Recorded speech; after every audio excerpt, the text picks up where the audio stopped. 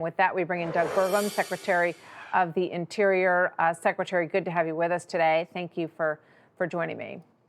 Martha, great to be with you always. So explain to us the impact of this, and also, the EPA took on a lot of responsibility and put a lot of regulation on corporations, and the Supreme Court ruled that they didn't have the authority to do that. Explain the connection between these things. Well, Martha, that's exactly right. In this country, we got to get back to the basics, which is Congress makes the law. Mm-hmm. It's not like they pass some vague thing and then unelected bureaucrats in any agency, but in this case, the Obama era EPA group just said, no, we're going to turn this into a set of rules and we'll enforce it as if they are law. And enforcing these rules that came from an agency has, literally been trillions of dollars of additional cost. It's been reduced consumer choice.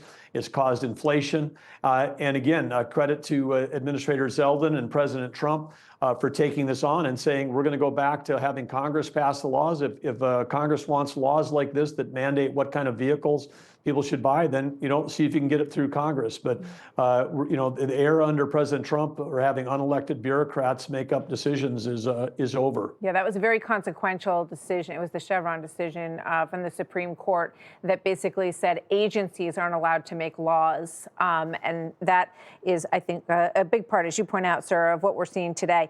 I want to ask you about President Trump's thoughts on wind power.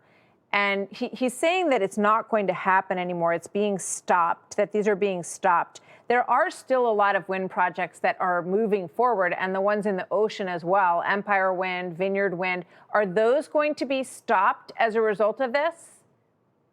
Well, I think the big thing, Martha, is with the One Big Beautiful Bill has taken a major step forward, and finally, after 33 years, phasing out these just massive subsidies that were creating essentially tax schemes as opposed to power generation projects for wind and solar. And with the phase out of those, I think we're going to see almost zero applications for new projects that come in because 70% of the value of a wind project, perhaps even more for offshore wind, which was very expensive, was the value of the tax credit. And of course, President Trump is for reliable, affordable American energy. And when you talk about wind and solar, you've got something that is absolutely intermittent. It's unreliable because it's dependent on the weather. And in many cases, we're subsidizing China with those tax subsidies. So that's what we're for. Okay. And so some of the projects that had been already started, there's over 1,500 wind farms in America today. Some of those that were permitted and started under the Biden administration. There's not an easy legal way to stop those.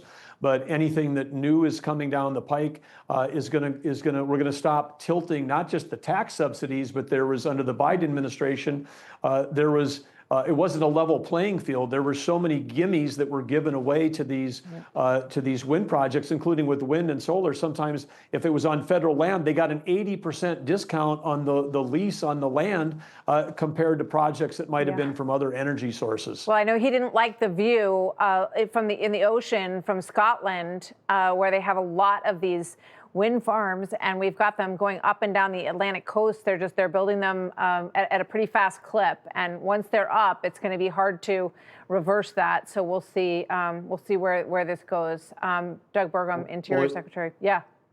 Well, you're right there, Martha, because again, when the Biden administration was permitting these offshore projects, they weren't taking into consideration coastal communities' inputs, the marine fisheries. We know there's been damage to that. And of course, we've got the issues with the whales.